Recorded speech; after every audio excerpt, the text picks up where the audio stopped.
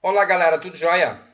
O vídeo de hoje vai trazer um pouco sobre a ditadura militar, tá? E um pouquinho de cada presidente. Nós vemos os presidentes, então, que governaram nesse período aí, tão marcante na história do Brasil. Também temos que analisar um pouco de como se deu o golpe de 64, então. E também entender, né, que nós damos o nome de ditadura militar ao período que vai, então, de 1964 a 1985, que é uma fase da nossa história em que os militares estavam no poder e onde a democracia ela cai por terra, né? Ela acaba ficando de lado. E sob o pretexto, então, de defender a democracia, acabar com a corrupção e evitar, então, a instalação do socialismo no país, os militares derrubaram o presidente João Goulart e assumiram o poder. Mas, na verdade, os militares aí não defenderam uma democracia, mas eles acabaram acabando com ela, né? Suspendendo aí as eleições para cargos mais importantes e eliminando aí qualquer forma de oposição, principalmente política, né? Então, e para se manter por tanto tempo no poder, os militares reprimiram aí violentamente todos aqueles que se opunham à ditadura. E os métodos para isso, então, envolviam perseguições, exílios, prisões, tortura, né? Expulsão do país e tudo mais. Então vamos entender um pouquinho aí como se deu o golpe de 64, então, quando ocorre aí o comício das reformas de base na Central do Brasil em 13 de março de 64, a conspiração para a derrubada do presidente já estava em andamento. E os golpistas aí procuram mobilizar a opinião pública, principalmente a classe média, contra o governo. Apelavam aí para a ameaça do comunismo, que haveria de desmanchar as famílias, acabar com a propriedade privada, proibir a prática da religião. Parece que estamos revendo um filme, né? No dia 19 de março, então, daquele ano, uma grande marcha contra as reformas de João Goulart, chamada então de Marcha da Família, foi realizada nas ruas de São Paulo. E na noite de 31 de março, então, com o aumento dos protestos contra o governo do presidente, tropas de Juiz de Fora, comandadas aí pelo general Olímpio Mourão Filho, começam então a marchar para o Rio de Janeiro. E era o início, então, do golpe que teve a adesão de outros militares. Então, João Goulart não teve como resistir e na noite aí de 1º de abril, ele acaba deixando o poder. E aí, né, com João Goulart fora do poder, 3 ministros militares, Costa e Silva, Correia de Mello e Augusta Rademacher, assumiram, então, o comando do país. Passando por cima aí da Constituição, os ministros encheram, né, e inflaram e acabaram, então, escolhendo Humberto Castelo Branco como presidente. E ele governou de 15 de abril de 64 a 15 de março de 67.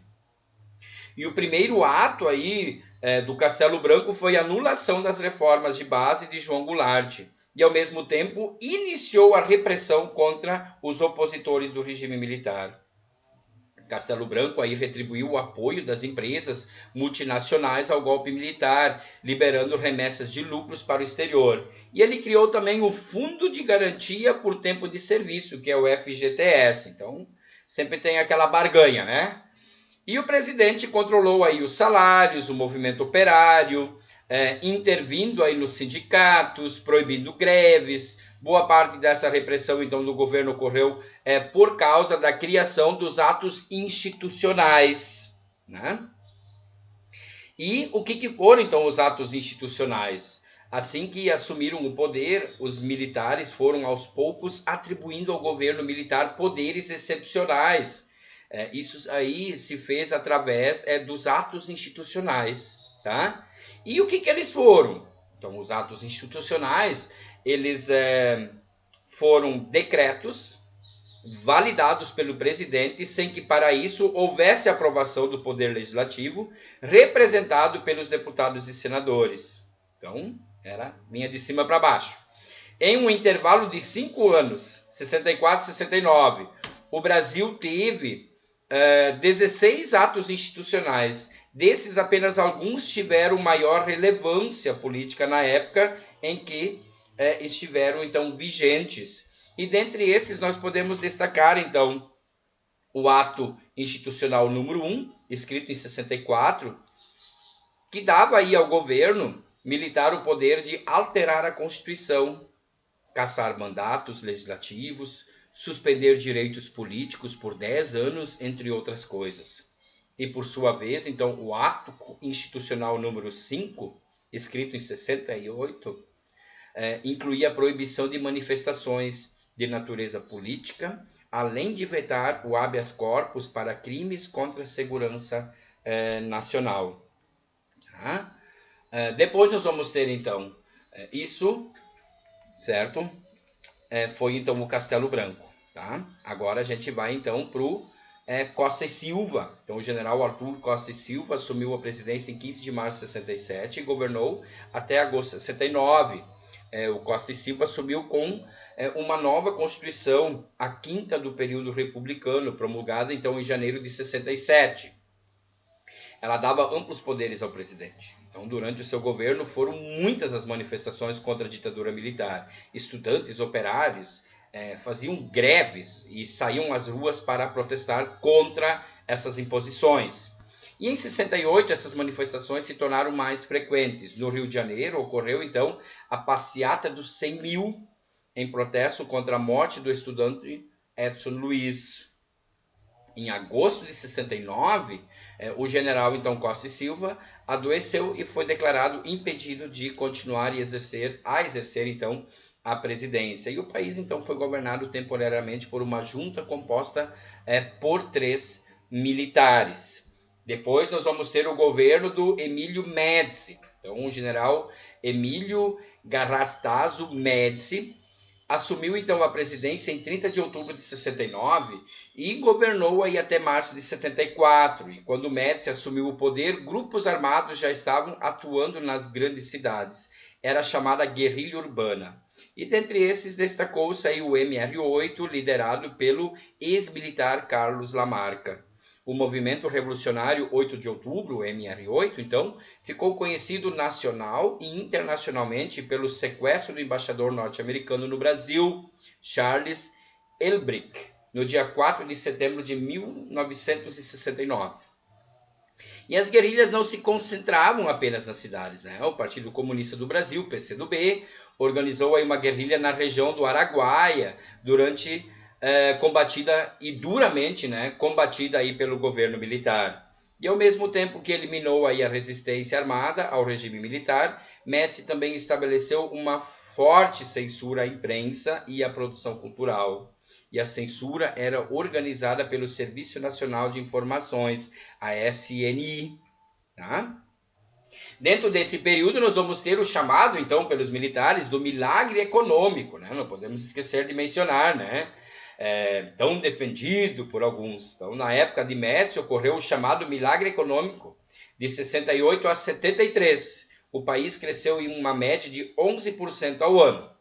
Por outro lado, né, pode ter crescido economicamente, mas para quem foi essa fortuna toda, né, essa economia era para quem? Os lucros iam para quem? Né? Por quê? Porque os salários ficaram cada vez mais baixos, a mortalidade infantil aumentou, né? Então investimentos na saúde praticamente zero, crescimento à miséria da população, então a população estava cada vez mais pobre, né? E durante o governo Médici foram aí construídas grandes obras também, como a Ponte Rio-Niterói e a rodovia Transamazônica, que hoje está às traças, né? Na época talvez não fizeram um estudo suficiente para entender que não tem como fazer isso atravessando uma região que alaga por um grande período do ano, né?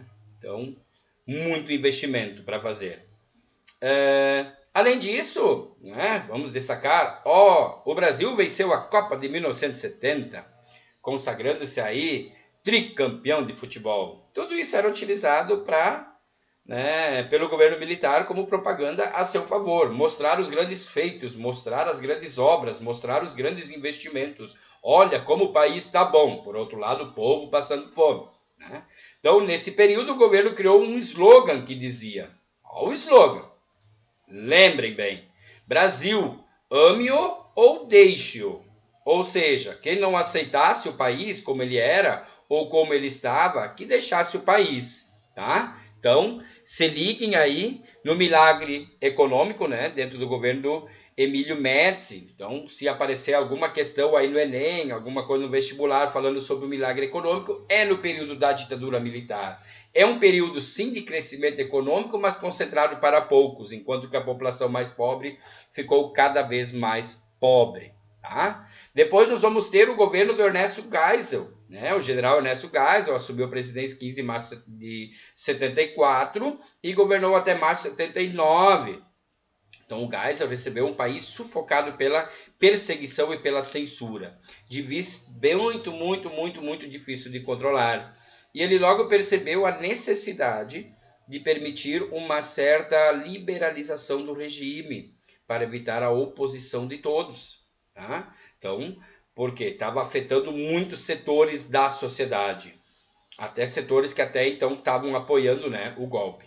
E a censura diminuiu, mas permaneceu forte na música, no cinema, no teatro, e continuou aí controlando pequenos jornais de oposição, né, que tentavam fazer de tudo para derrubar o regime e dar voz ao povo menos favorecido.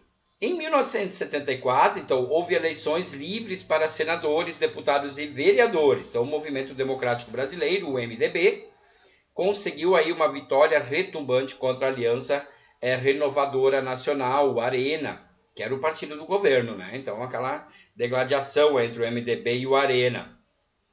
E para evitar, então, novas derrotas em eleições, Geisel mandou fechar o Congresso e decretou um conjunto de medidas que ficou conhecido como Pacote de Abril, pois era abril de 1977. Tá?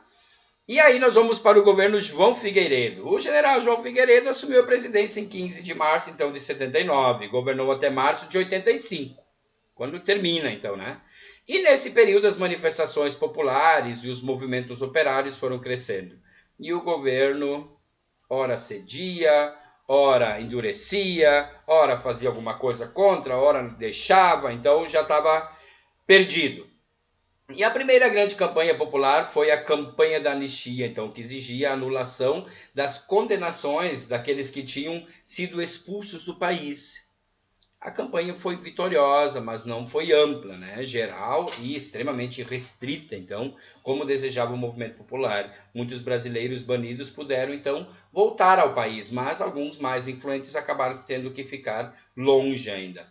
E em 15 de março de 83, então, assumiram os novos governadores dos estados, os primeiros escolhidos em eleições diretas depois de 18 anos. E o povo começou a exigir eleições diretas também para presidente.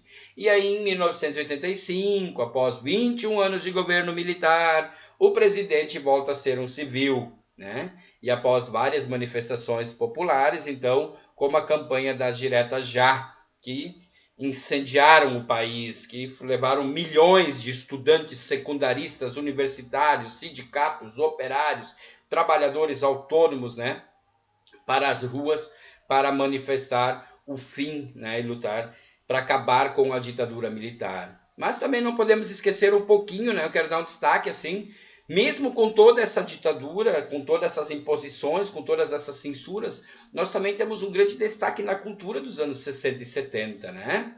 Que ficaram marcadas por muitas transformações em todo o mundo, né? Que principalmente assim o nascimento dos anos 60 e dos 70, principalmente na música, né? Que teve uma efervescência e o Brasil também, com a ditadura, teve duras críticas da música também nas letras, né, nas entrelinhas das músicas, para entender a crítica contra a ditadura. E aí, essas 2 décadas, então dá para destacar assim, que ficaram marcadas, né, pelas canções de protesto contra o regime militar, com destaque aí para alguns artistas como o Geraldo Vandré e o Chico Buarque, com certeza. Tá? Recomendo fazer uma pesquisa e interpretarem as letras das músicas do Geraldo Vandré e do Chico Buarque. O rock da Jovem Guarda, né, ditava moda e não tinha mais intenção de protestar contra os governos militares. E seus maiores representantes, então, foram aí o Roberto Carlos e o Erasmo Carlos. E não podemos deixar aí de destacar a Tropicália, né? Movimento que misturou manifestações tradicionais da cultura brasileira e inovações estéticas radicais, né? E aí teve aí grande representação aí Caetano Veloso e o Gilberto Gil, tá? Então recomendo aí que pesquise, né? Não podemos esquecer do Ney Matogrosso, né? Dos Secos e Molhados, que fizeram todo um grande levante da música brasileira também. Mas enfim, é isso aí, pessoal, tá? É isso aí.